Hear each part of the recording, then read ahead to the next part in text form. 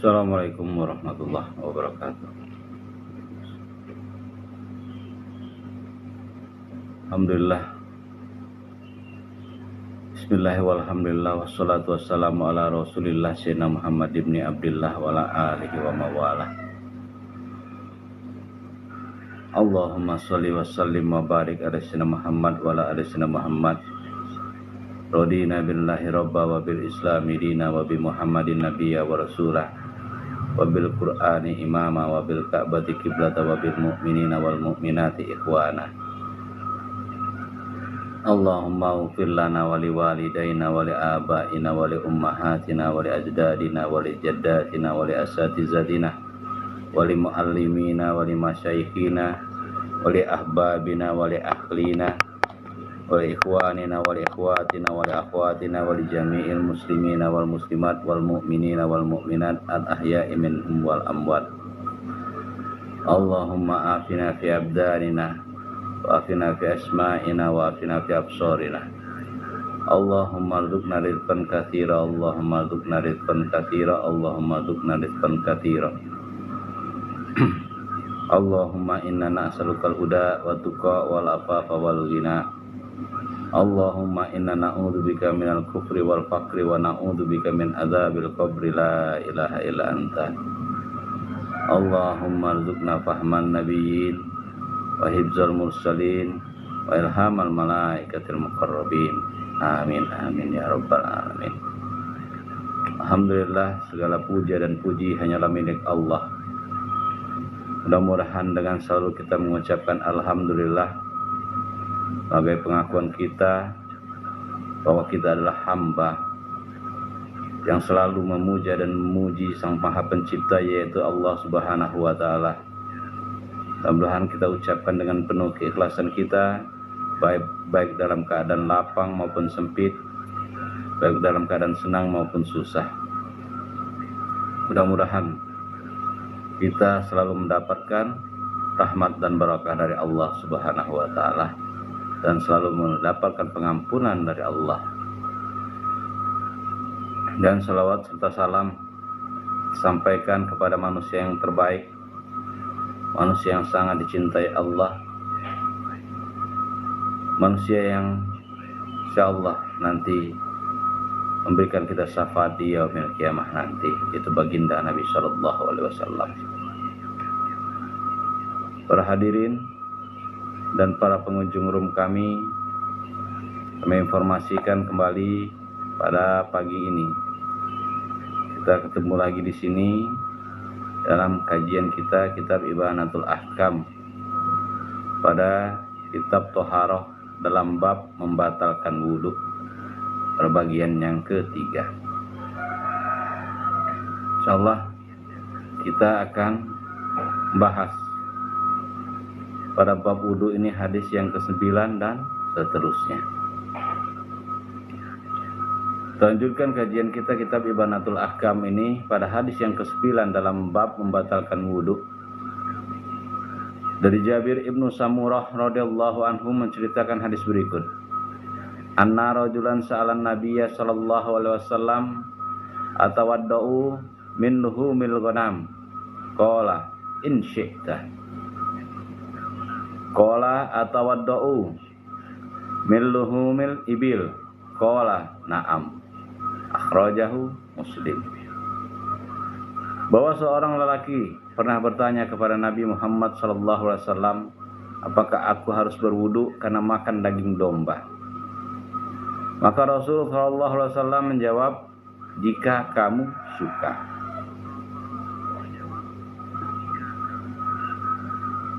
Lalu lelaki itu bertanya kembali, apakah aku harus berwudu karena makan daging onta?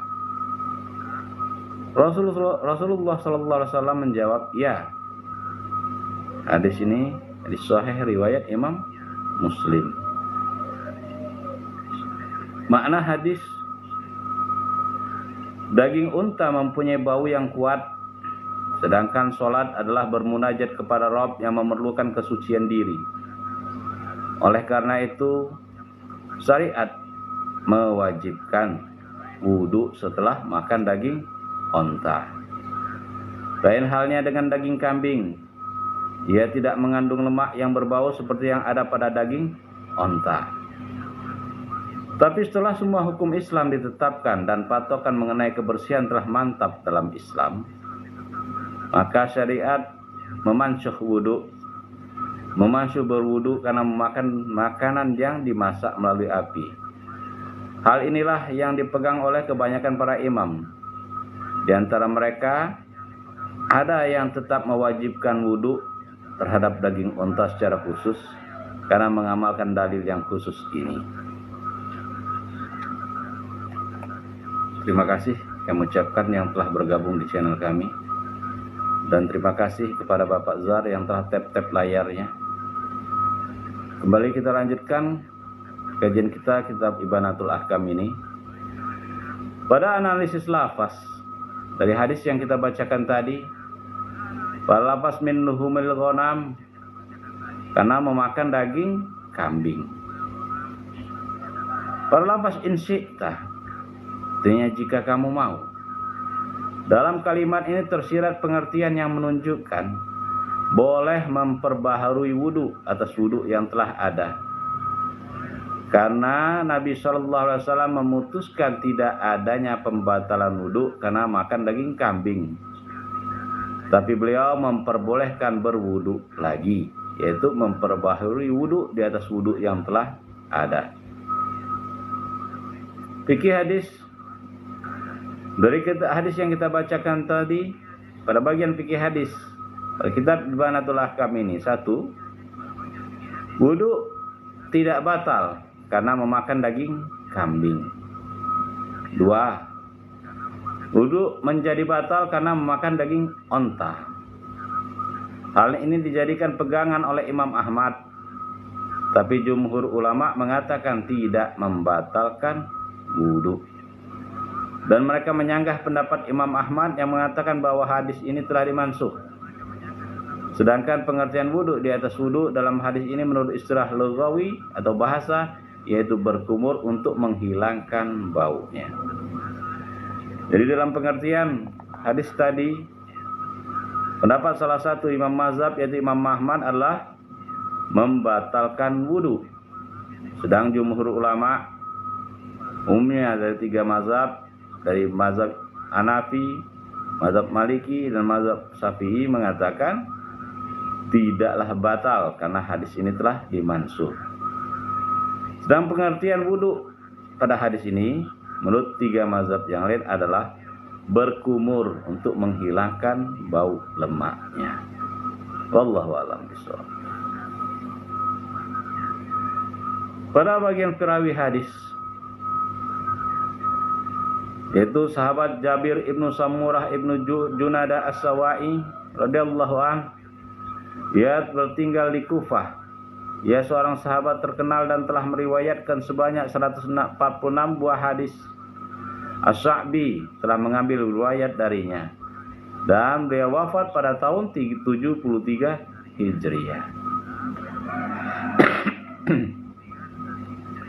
Selamat bergabung yang telah bergabung di channel kami. Ahlan wa sahlan wa marhaban.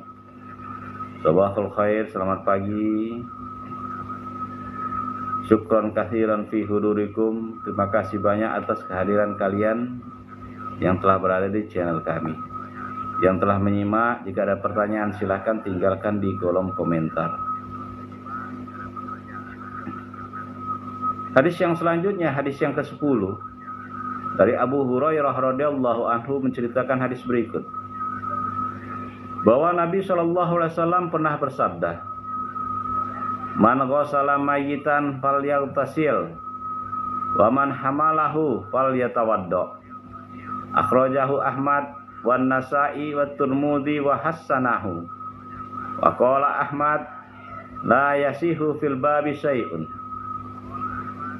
Artinya, barang siapa yang memandikan jenazah, hendaknya ia mandi. Dan barang siapa yang mengusung jenazah, hendaklah ia berwudu. Hadis riwayat Imam Ahmad, Imam Nasa'i, dan Imam Tirmidzi menilainya hadis hasan.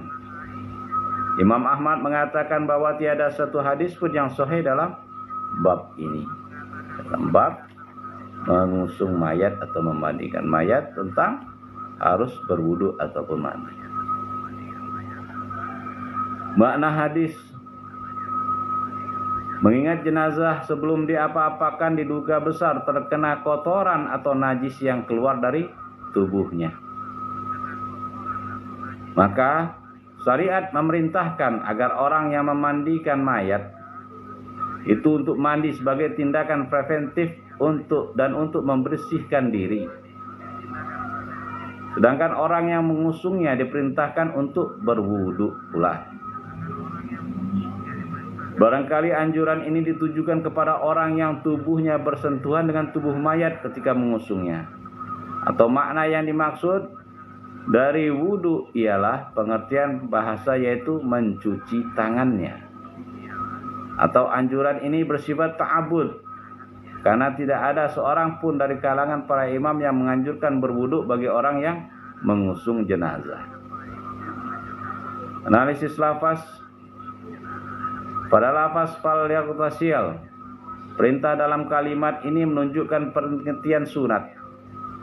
Jadi perintah tentang mandi setelah memandikan mayat, maka hukumnya sunnah. Pada lafaz qala Ahmad, lam yasihu fi hadzal bab syai'un. Tidak ada suatu hadis pun yang sahih dalam masalah ini, sebab hadis ini diketengahkan melalui jalur yang mengandung kelemahan. Imam Ahmad mengatakan bahwa hadis ini dimansuh oleh hadis yang lain yang diketengahkan oleh Imam Baihaqi melalui Ibnu Abbas radhiyallahu an, bahwa Rasulullah sallallahu alaihi wasallam pernah bersabda, "Laisa alaikum fi ghusli mayyitikum ghuslun. Idza ghasaltumuhu inna mayyitakum yamutu tahiran wa laysa binajisin fahasbukum antalsilu aydiyakum." Tidak diwajibkan atas kalian mandi dalam kasus memandikan mayit apabila kalian memandikannya. Sesungguhnya mayit itu dalam keadaan suci dan tidak najis.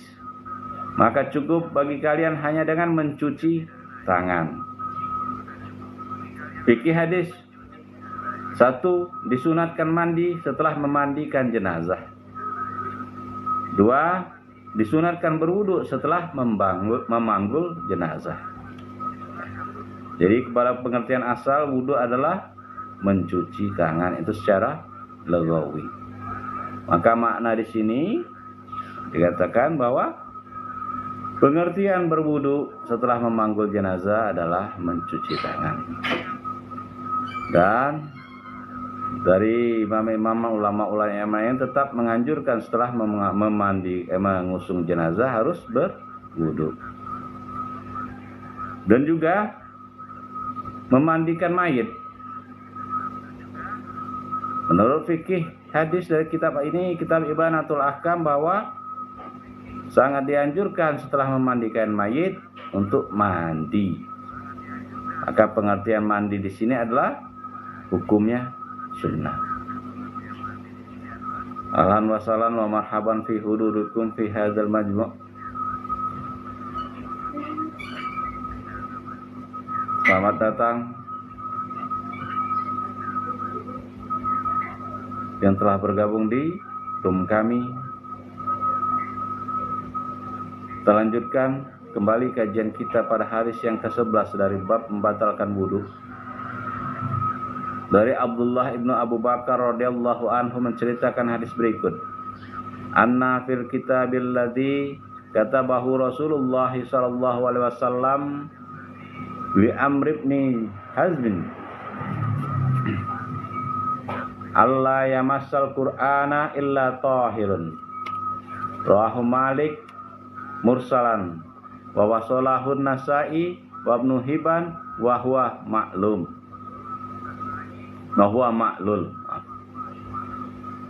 Bahwa di dalam surat yang dibuat oleh Rasulullah sallallahu alaihi wasallam untuk Amr ibnu Hazm disebutkan, janganlah menyentuh Al-Quran kecuali orang yang suci. Hadis riwayat Imam Malik secara mursal dan diwasalkan oleh Imam Nasa'i dan Imam Ibnu Hibban. Hadis ini maklul. Makna keseluruhan Al-Quran merupakan firman Allah yang maha agung. Hujahnya yang mematahkan lawan dan mukjizatnya yang kekal ditulis dalam lembaran suci oleh tangan-tangan para malaikat yang mulia lagi bertakwa. Ia tidak layak dipegang kecuali oleh orang yang suci dari semua hadas, agar orang yang bersangkutan layak menjadi orang yang membawa kitabullah. Pengertian ini ditunjukkan oleh surat Rasulullah SAW terhadap Amr ibn Hazm. Hadis ini telah tersiar di kalangan umat serta diterima di kalangan mereka. Dan pengertiannya diisyaratkan pula oleh ayat-ayat Al-Quran.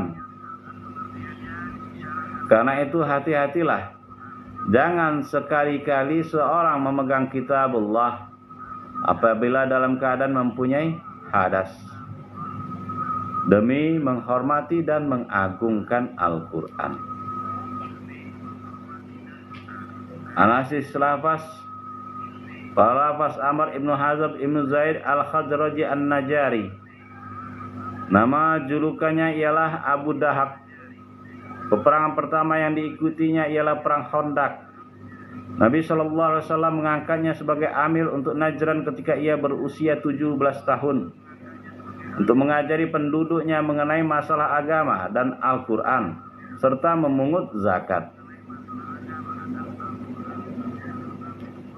Rasulullah SAW menulis sebuah surat yang di dalamnya dijelaskan tentang fardu-fardu, sunah-sunah serta macam-macam zakat dan diat.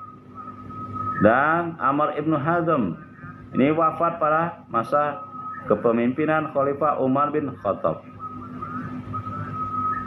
Pada lafaz illa tahirun, kecuali orang yang suci dari hadas dan najis. Pada lafaz wahwa ma'lulun, hadis ini maklul atas dasar di dalam isnadnya terdapat Sulaiman ibnu Abu Daud al-Yamani. Orang ini telah disepakati hadisnya tidak dipakai. Demikian menurut pendapat Ibnu Hazm. Tetapi penilaiannya tersebut hanya dugaan belaka, karena sesungguhnya dia adalah Sulaiman ibnu Daud al-Khawlani yang telah dianggap siqah oleh sejumlah hufaz. Surat yang ditujukan kepada Amr ibn Hazm ini telah diterima oleh kebanyakan orang. Ibnu Abdul Dar mengatakan bahwa hadis ini serupa dengan mutawatir karena mayoritas orang yang telah menerimanya. Fikih hadis, orang mukallaf, itu orang yang telah berpikir, tidak boleh memegang Al-Quran tanpa wudu. Perawi hadis Abdullah ibnu Abu Bakar As-Siddiq termasuk orang yang terdahulu masuk Islam ikut bersama Nabi SAW. Ketika berperang melawan orang-orang Taif, ia terkena anak panah yang membuatnya sakit selama 2 tahun. Kemudian meninggal dunia pada tahun 11 Hijriah. Ayahnya ikut menyolatkan jenazahnya. Wallahu a'lam bishawab. Kembali kita lanjutkan kajian kita, masuk kita hadis ke-12. Pada bab membatalkan wudu. Dari Ibu Aisyah radhiyallahu anha menceritakan hadis berikut. Kana Rasulullah sallallahu alaihi wasallam yadhkurullaha ala kulli ahyanihi. Rawahu Muslim wa allaqahul Bukhari. Rasulullah SAW selalu ingat kepada Allah dalam semua waktunya. Hadis riwayat Imam Muslim dan dinilai mu'allaq oleh Imam Bukhari.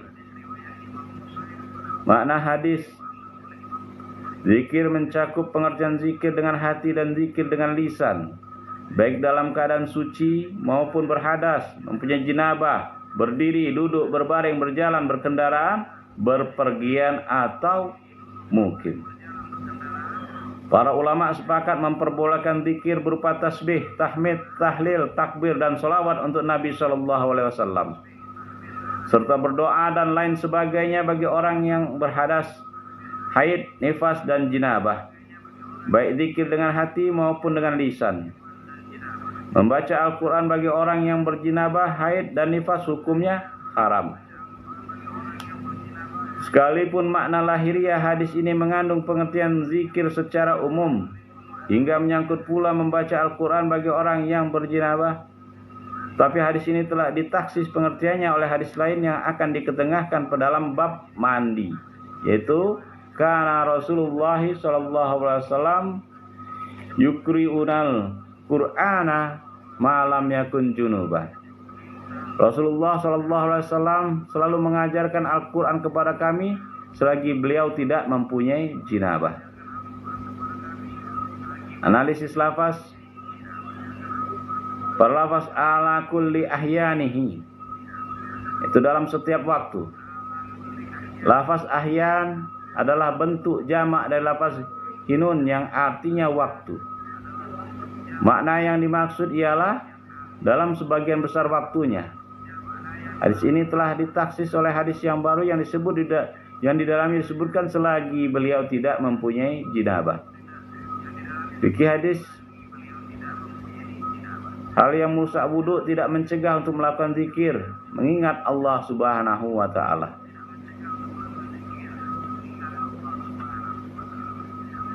Selamat bergabung di room kami.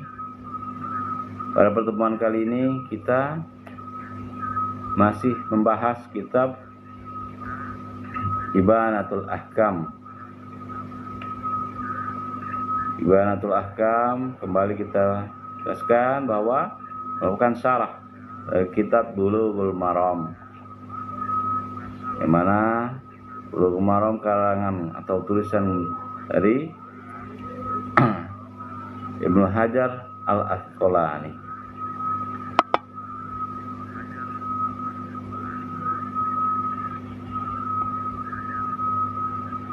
Ya, selamat bergabung kami ucapkan yang telah bergabung di channel kami. Yang ingin tahu kitab Ibanatul Ahkam, silakan, atau ingin belanja kitab Ibanatul Ahkam, silakan klik di keranjang kuning yang telah kita sematkan.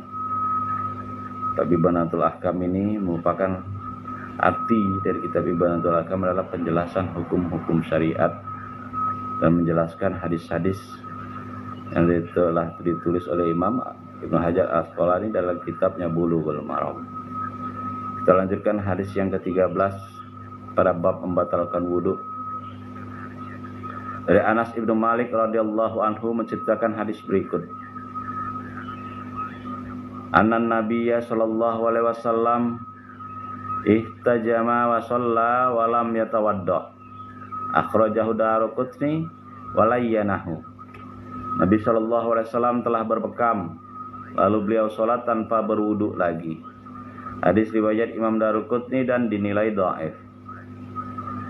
Makna hadis, di antara kebaikan Islam adalah tidak sekali-sekali mendatangkan suatu syariat atau peraturan, melainkan peraturan tersebut sesuai dengan akal yang sehat. Kandungan hadis ini sesuai dengan kaidah wudu.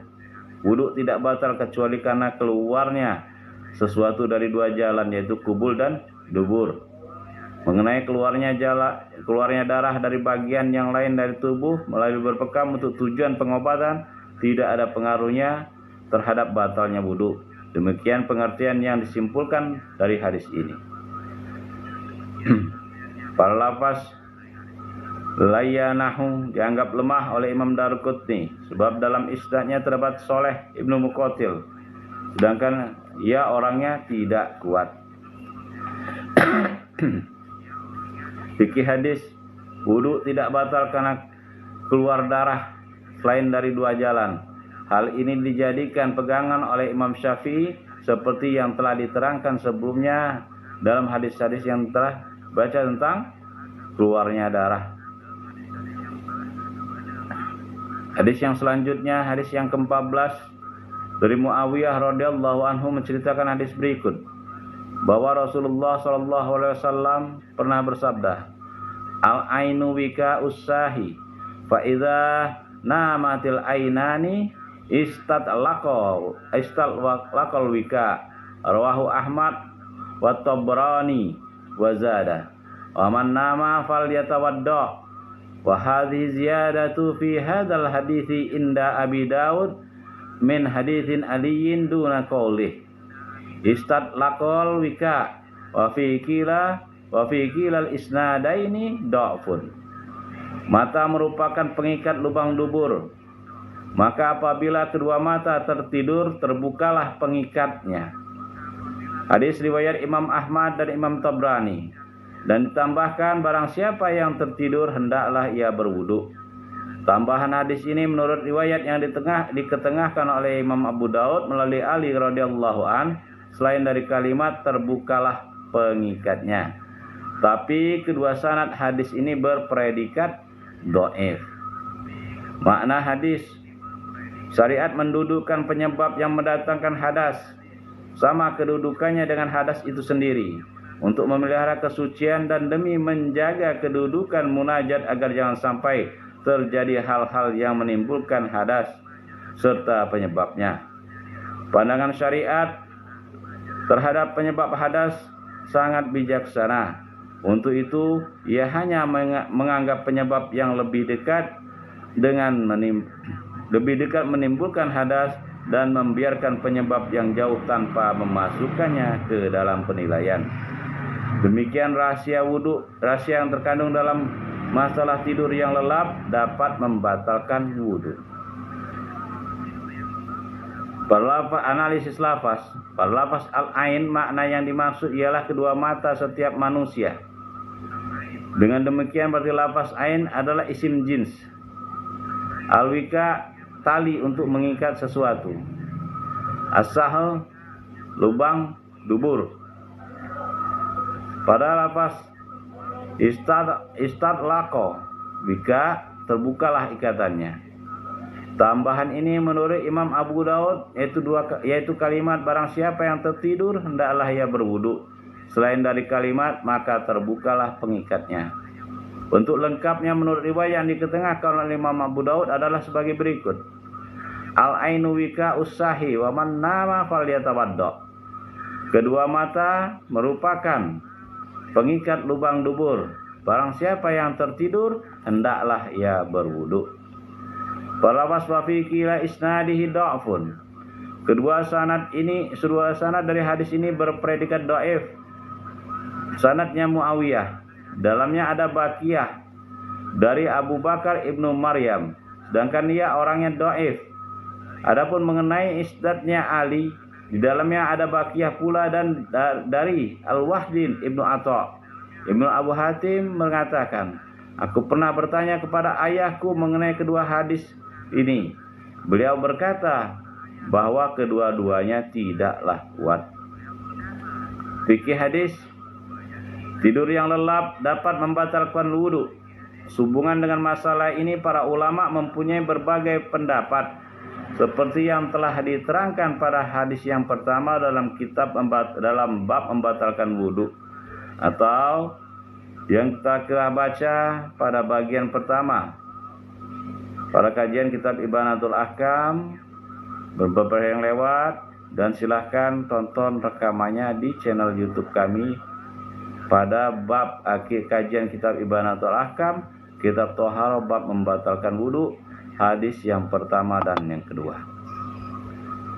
Perawi hadis Muawiyah ibnu Abu Sufyan ibnu Sakhr ibnu Harbi al-Umawi, nama julukannya adalah Abu Abdurrahman. Masuk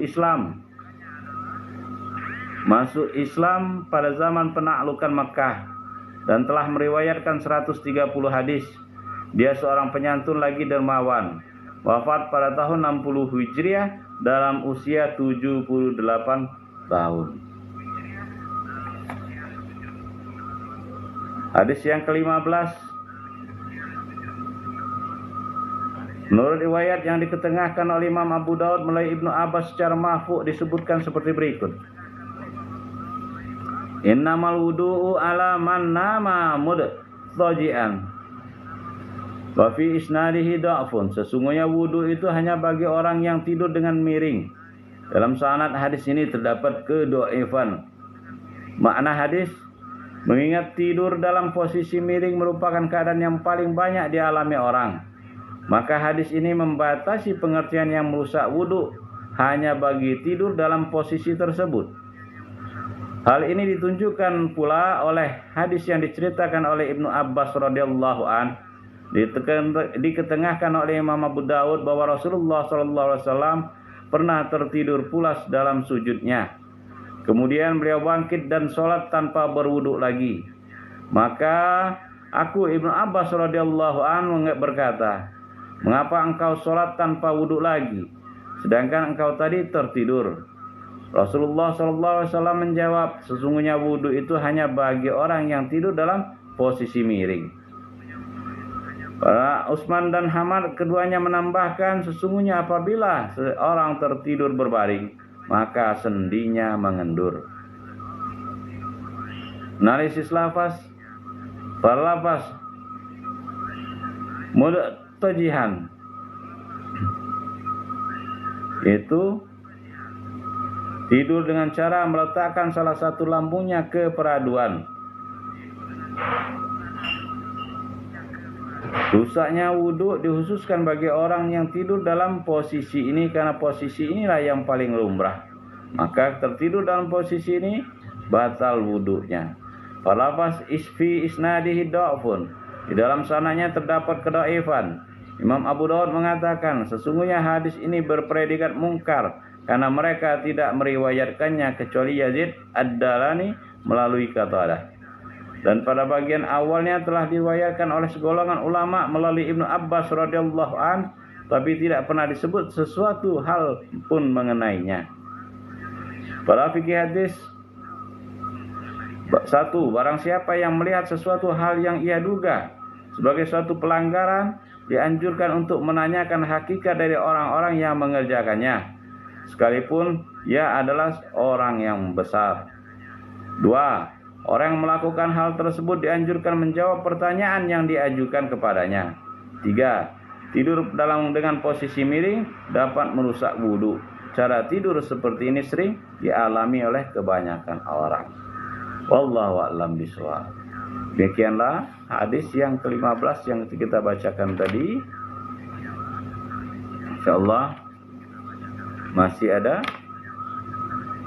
satu hadis lagi yang terakhir, hadis yang ke-16 ya. Cuma kembali kita informasikan bahwa yang telah bergabung di channel kami ucapkan terima kasih yang sebanyak-banyaknya. Yang sudah tekan tap layarnya, kami ucapkan juga terima kasih yang telah membantu, mendukung dan mensupport kami dalam mengadakan kajian kitab Ibanatul Ahkam ini.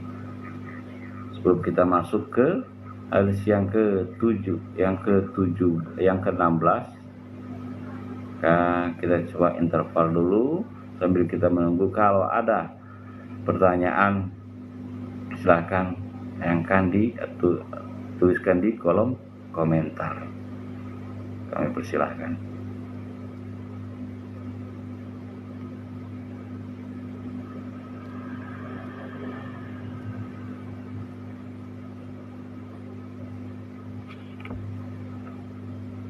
Syukuran kasiron bi hudurikum. Terima kasih banyak atas kehadirannya yang telah menyimak, hadir di room kami. Insyaallah mudah-mudahan Allah selalu memberikan kita berkah dan rahmatnya, dan Allah mengampuni segala dosa-dosa kita, dan insyaallah Allah pun memasukkan kita dalam surganya Allah.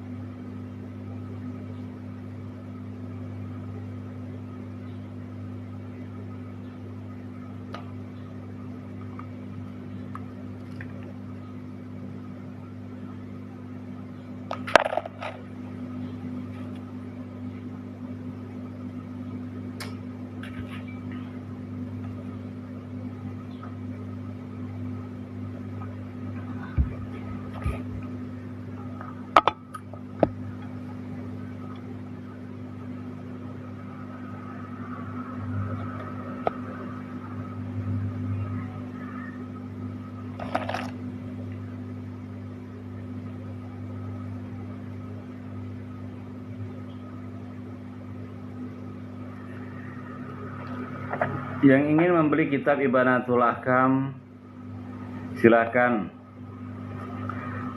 lihat di keranjang kami, ya, di mana di situ kami sematkan kitab Ibanatul Ahkam, yang mana kita lakukan kajiannya. Insya Allah kita selalu mengkaji kitab Ibanatul Ahkam ini. Memang kitab Ibanatul Ahkam ini adalah kita informasikan kembali adalah salah atau penjelasan dari kitab Bulughul Maram. Dan arti kitab Ibanatul Ahkam adalah penjelasan hukum-hukum syariah.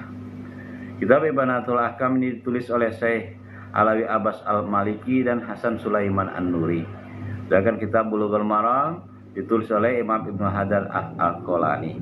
Kitab Bulughul Maram ini menjadi pelajaran banyak di pesantren-pesantren. Ya, kitab Bulughul Maram berisikan hadis-hadis tentang fikih. Jadi berdasarkan kitab Bulughul Maram dan kitab Ibanatul Ahkam, kita bisa mempelajari dalil-dalilnya atau hadis-hadisnya, yang mana kita bisa mempelajari paham secara ringkas pendapat-pendapat dari 4 imam mazhab mengenai apa hukumnya segala amalan atau perbuatan yang kita lakukan. Allahu a'lam bishawab. Sambil menunggu, kita kalau ada pertanyaan, dan kita interval dulu sementara. Yang ada pertanyaan silahkan tinggalkan di kolom komentar kami. Dan bagi kawan-kawan yang tidak sempat menyimak, kami sarankan bisa cek rekamannya di channel YouTube kami.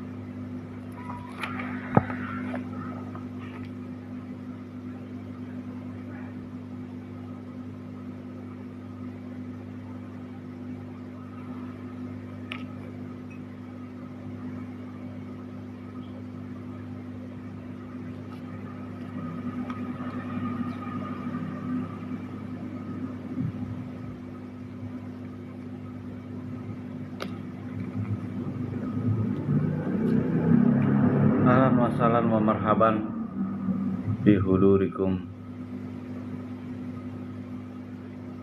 Syukron kasiron bi hudurikum. Terima kasih yang sebanyak-banyaknya yang telah hadir di room kami. Kita lanjutkan kajian kita ke hadis yang terakhir pada bab membatalkan wudhu ini, pada hadis yang ke-16.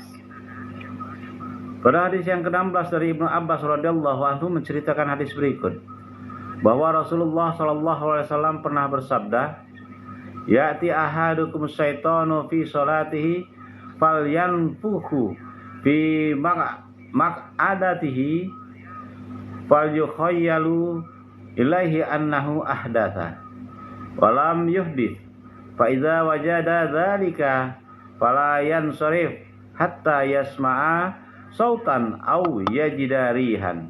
Akhrajahul Bazdaru wa asluhu fi sahihaini min hadithi Abdullah bin Zaid. Setan akan mendatangi seseorang di antara kalian dalam sholatnya, lalu melakukan tiupan pada tempat duduknya. Maka terbayanglah dalam hayalannya seakan-akan ia berhadas, padahal kenyataannya tidak berhadas. Apabila ia merasakan hal tersebut, janganlah menghentikan sholatnya sebelum mendengar suara atau mencium baunya. Riwayat Al-Bazzar. Hadis ini pada mulanya berada dalam Sahihain, yaitu kitab hadis Bukhari dan Imam Muslim melalui hadis Abdullah ibn Zaid.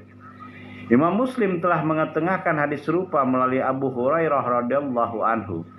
Menurut riwayat yang diketengahkan oleh Imam Hakim melalui Abu Sa'id secara marfu disebutkan seperti berikut. Idza jaa ahadakumus syaitan faqala innaka ahdatsa fal yakul kadzabata wa akhrajahu Ibnu Hibban bilafzil fal yakul fi nafsihi. Apabila setan datang kepada seorang di antara kalian, lalu setan berkata, "Engkau telah berhadas," maka hendaklah ia menjawab, "Kamu dusta." Hadis ini diketengahkan pula oleh Imam Ibnu Hibban dengan lafaz hendaklah ia mengatakan di dalam hatinya, "Kamu telah berdusta." Makna hadis, setan selalu berupaya keras merusak ibadah yang dilakukan oleh manusia, khususnya sholat mereka dan hal-hal yang berkaitan dengannya. Setan tidak mendatangi mereka untuk melancarkan godaannya, melainkan melalui cara yang membuat seseorang ragu dalam hal bersuci, dan ada kalanya melalui pekerjaan rukun fi'linya. Untuk itu setan menghembuskan godaan ke tempat duduknya, dan ada kalanya melalui ucapan yang disusupkan melalui godaannya mengenai hal tersebut. Orang yang was-was dalam bersuci sama dengan orang yang mengerjakan apa yang dilakukan dan dikatakan oleh setan. Hadis ini menetapkan suatu kaidah syariat yang mengatakan bahwa hal yang yakin tidak dapat dihapus oleh hal yang meragukan. Maka yang dijadikan pegangan ialah asalnya, sedangkan keraguan dilenyapkan dengan cara menetapkan apa yang telah diyakini seperti semula. Analisis lafaz. Pada lafaz fi sholati, ketika ia sedang mengerjakan sholat, yakni setan mendatangi seseorang di antara kalian ketika sedang mengerjakan sholat. Pada lafaz fa yukhayyalu ilaihi, maka terbayang di dalam benak orang yang sedang mengerjakan sholat. Pada lafaz annahu ahdatsa, bahwa wudunya telah batal. Hadas merupakan hal yang merusak wudu. Pada lafaz wajada dzalika, merasakan hal tersebut. Pada lafaz au yajidarihan, mencium dengan indera penciumannya. Makna yang dimaksud ialah untuk meyakinkan hadas, sekalipun ia tidak mendengar suara kentut atau mencium bau karena adanya penyakit yang menghambatnya. Hadis ini pada mulanya berada dalam kitab Sahihain melalui hadis Abdullah ibn Zaid ibn Asim yang menyebutkan seperti berikut. Sukiya ilan Nabi sallallahu alaihi wasallam ar-rajulu yukhayyalu ilahi annahu yajidu say'a fi sholatihi qala la yansarif hatta yasma'a sautan aw yajida rihan. Dilaporkan kepada Nabi sallallahu alaihi wasallam mengenai seorang lelaki yang dalam khayalannya seakan-akan merasakan sesuatu atau hadas di dalam sholatnya. Maka beliau sallallahu alaihi wasallam menjawab, janganlah ia menghentikan sholatnya sebelum mendengar suara hadas atau mencium baunya. Menurut Imam Muslim melalui Abu Hurairah radhiyallahu anhu telah disebutkan pula hadis yang serupa. Idza jaa ahadukumus syaitan, apabila setan menggoda seseorang dari kalian. Fikih hadis 1. Setan selalu menggoda hamba Allah dalam ibadahnya yang paling mulia dengan maksud untuk merusak ibadah mereka. Tetapi ternyata usaha setan tidak membahayakan mereka dan mereka tidak batal kesuciannya kecuali dengan yakin. 2. Bau yang bersumber dari dubur dapat merusak wudu. 3. Penetapan kaidah fikih yang mengatakan bahwa yakin tidak dapat dihapus oleh keraguan. 4. Penjelasan yang menjelaskan untuk mengobati penyakit was-was, yaitu dengan cara tidak mengindahkannya atau tidak memperdulikannya. Orang yang mengetengahkan hadis yaitu Al-Bazar, yaitu Al-Hafiz Al-Alamah Abu Bakar. Nama aslinya adalah Ahmad ibnu Umar ibnu Abdul Khaliq Al-Basri. Ia telah meriwayatkan hadis dari Imam Tabrani dan lain-lainnya. Imam Daruqutni sangat memujinya dan ia wafat pada tahun 252 Hijriyah. Wallahu a'lam bishawab. Demikianlah kita selesai, kita telah membahas dari kitab bab yang membatalkan wudu. Dari hadis-hadis yang telah kita bacakan dari 3 pertemuan, dari hadis yang pertama sampai hadis yang ke-16 tentang hal-hal yang membatalkan wudu. Insyaallah dalam pertemuan selanjutnya kita masuk dalam etika dalam menunaikan hajat, ya. Setelah tadi terakhir dari hadis yang kita bacakan adalah hadis yang terakhir dalam bab membatalkan wudu pada kitab Ibanatul Ahkam, tapi masih dalam kitab Toharah, bagian Toharah dari kitab Ibanatul Ahkam ini. Kembali kami informasikan kepada saudara-saudara yang telah mengunjungi room kami, terima kasih kami ucapkan kepada Bapak Kepo yang telah tap layarnya tadi, bahwa kita informasikan kitab yang kita baca adalah kitab Ibanatul Ahkam. Kitab Ibanatul Ahkam ini adalah artinya penjelasan hukum-hukum syariah atau syarah dari kitab Bulughul Maram. Yang ingin mendapatkan atau membeli kitab Ibanatul Ahkam, silahkan cek keranjang kuning dari keranjang kuning yang ada di layar kita. Situ tertera ada 2 jilid kitab Ibanatul Ahkam. Yang ingin membeli silahkan. Yang ingin menyimak, kita insyaallah mengadakan live dari TikTok. Sedangkan kalau yang ingin mendengarkan rekaman, silahkan kunjungi channel kami, ada di profil kami, channel kami di YouTube. Nah, ini pembahasan yang terakhir tadi dari kitab Ibanatul Ahkam pada bab membatalkan wudu. Juga kami ucapkan terima kasih yang telah bergabung di channel atau di room kami ini, dan juga terima kasih yang sudah tap layarnya. Terima kasih semua terhadap semua yang telah mendukung, mensupport room kami ini. Ya, kembali kami persilahkan bahwa jika ada pertanyaan ya kami persilahkan.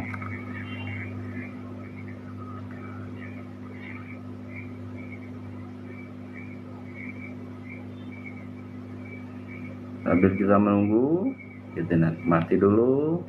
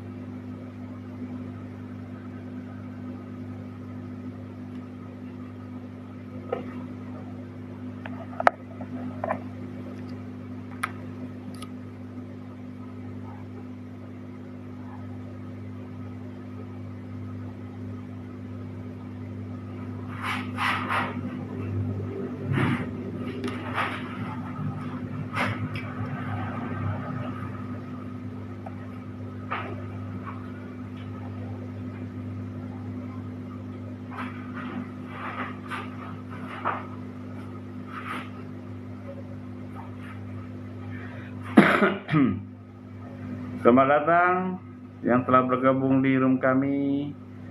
Ya, baik, kita informasikan kali ini pagi ini kita berada dalam kajian kita kitab Ibanatul Ahkam, penjelasan hukum-hukum syariah. Masih telah kita selesaikan pembahasan tadi pada bab hal-hal yang membatalkan wudhu.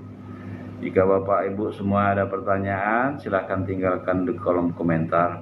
Atau yang tidak sempat menyimak kajian kita, insyaallah akan kita upload rekaman dari live ini ke channel YouTube kami. Silahkan lihat di channel YouTube kami, dan kalaupun masih ada pertanyaan, silahkan tinggalkan juga di kolom komentar ya di sana. Ya. Mengucapkan selamat pagi, sobahul khair, dan juga selamat beraktivitas bagi yang beraktivitas. Mudah-mudahan Allah memberikan rahmat dan barakahnya kepada kita semua di hari Jumat yang mulia ini. Ya. Itu saya ucapkan semua di sini, Allahumma arinal haqqa haqqa warzuqna tiba'ah wa arinal batila batila warzuqna tinabah. Kami akhiri dari kajian kita ini, wabillahi taufiq wal hidayah. Assalamualaikum warahmatullahi wabarakatuh.